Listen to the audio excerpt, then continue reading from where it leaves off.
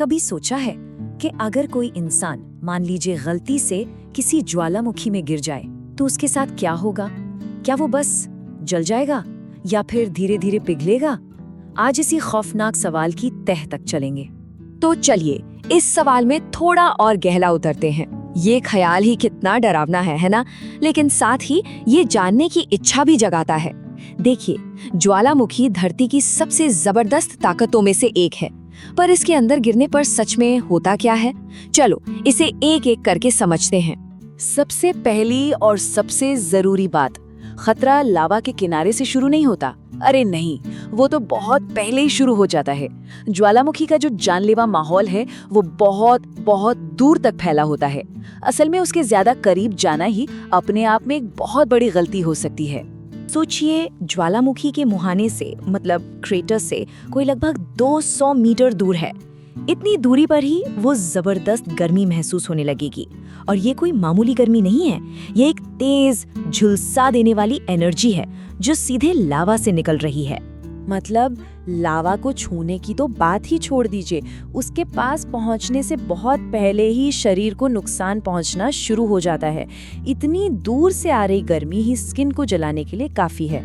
ये एक तरह की अनदेखी दीवार है जो चेतावनी दे रही है कि दूर रहो। और बात सिर्फ गर्मी की नहीं है, ये तो बस एक खतरा है। ज्वालामुखी से जहरीली गैसें भी निकलती हैं, जैसे कि कार्बन डाइऑक्साइड और सल्फर डाइऑक्साइड। ये गैसें क्या करती हैं? ये हवा में मौजूद ऑक्सीजन को हटा देती हैं, जिससे सांस लेना मुश्किल या यूं कहें कि नामुमकिन हो जाता है। तो ठीक है, मान लेते हैं कि कोई इन शुरुआती खतरों को पार कर भी ले और लावा के और भी करीब पहुंच जाए। अब क्या होगा? अब सामना होगा सीधे उस पिघली हुई चट्टान से। लावा का टेम्परेचर सच कहूं तो कल्पना से भी ज्यादा होता है।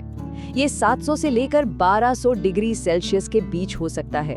जरा सोचिए, पानी 100 डिग्री पर उबलता है, ये उससे 10 गुना से भी ज्यादा गर्म है।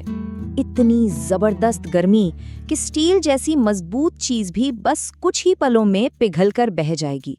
तो फिर इंसान के शरीर का क्या होगा, ये सोचना भी मुश्किल है। लेकिन सवाल ये है कि लावा इतना गर्म होता क्यों है? देखिए, सीधी सी बात है, ये जमीन के अंदर से, उसके गर्भ से निकली पिघली हुई चट्टान है।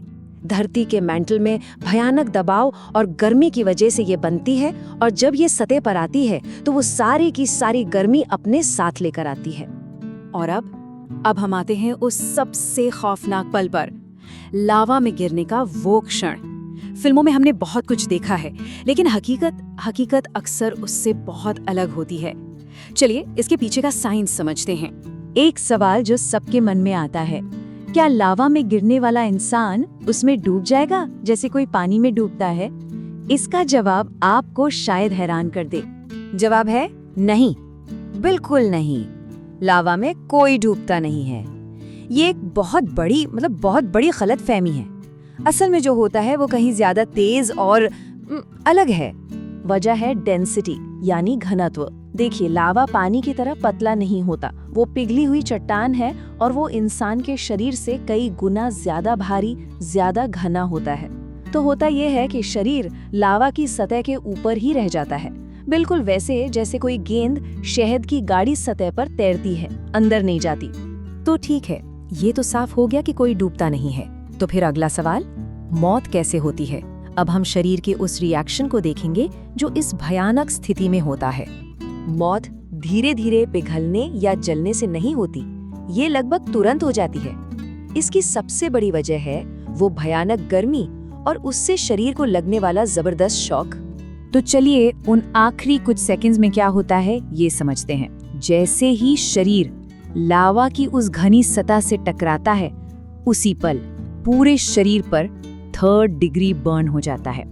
इस भयानक गर्मी की वजह से शरीर के सारे सिस्टम्स एक साथ काम करना बंद कर देते हैं और बस कुछ ही सेकंड्स में मौत हो जाती है। ये एक बहुत ही तेज और विनाशकारी प्रक्रिया है। हाँ, इतिहास में ऐसे कुछ मामले हुए हैं जहां लोग ज्वालामुखी के बहुत ज्यादा करीब चले गए और बुरी तरह घायल हुए, लेकिन लावा के सीधे संपर्क में आने के बाद किसी का भी जिंदा बचना लगभग नामुमकिन है। ये प्रकृति की उन ताकतों में से एक है जिसके आगे इंसान सच में बेबस है। तो आखिर में ये पूरा भयानक सीन हमें एक बड़े सवाल पर लाकर खड़ा कर देता है।